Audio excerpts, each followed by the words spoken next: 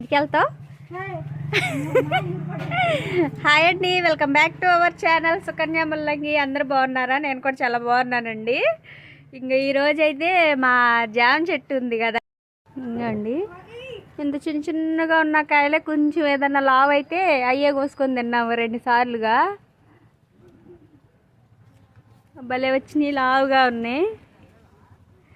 పురుగులు పడకుండా ఉంటే బాగుండు అండి. నేను అసలు ఇటు రావట్లా, ఇదిగో వీళ్ళు వచ్చిన కాడ నుంచి నేను అసలు ఇక్కడికి రావట్లేదు. నాకు పనే సరిపోతుంది ఇంట్లో, అందుకే నేను అసలు ఇటు రాలేదు, పట్టించుకోలేదు. మా అమ్మాయి వస్తుంది కానీ ఈ చిన్న చిన్ని కాయలు కొంచెం ఏదన్నా దోరగా ఉంటే అవి కోసుకొని తింటుంది.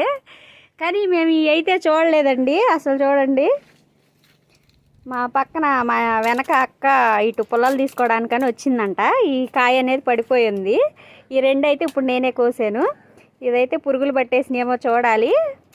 అంటే ఇంత పెద్ద కాయ రావడం ఇదే ఫస్ట్ సారి అండి. అంతకుముందు చిన్న చిన్న కాయలే చూసాము, కాయడం కూడా ఇదే ఫస్ట్ సారి అండి. ఇది చూసారా, భలే ఉన్నాయి.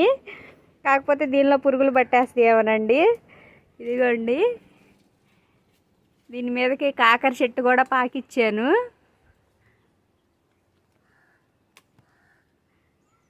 మూడు కాయలు వచ్చాయండి. ఇదైతేనేమో కింద పడిపోయింది. ఎలా ఉంది, పురుగులు ఉంటాయో ఏమో. కొంచెం దోరగా ఉన్నప్పుడు కోస్తే బాగుండేది, అంటే చూడలేదు అసలు. ఇవైతే ఇప్పుడే కోసాను.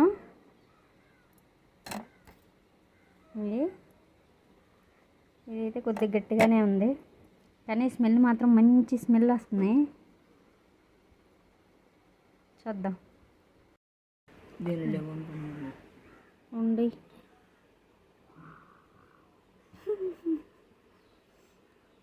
ఇన్ని రోజులేమో కాయలు పెద్దవి అవ్వట్లేదు అని చూసాము.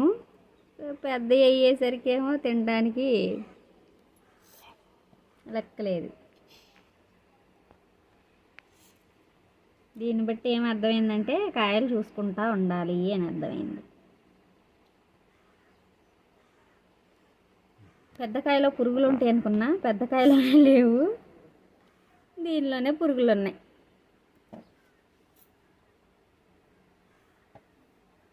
మా అమ్మాయి ఇది కొంచెం గట్టిగా ఉందనని ఇదైతే నాకు, పెద్దదైతే అన్నయ్యకి, చిన్నదైతే తమ్ముడికి అని పనిచేసింది.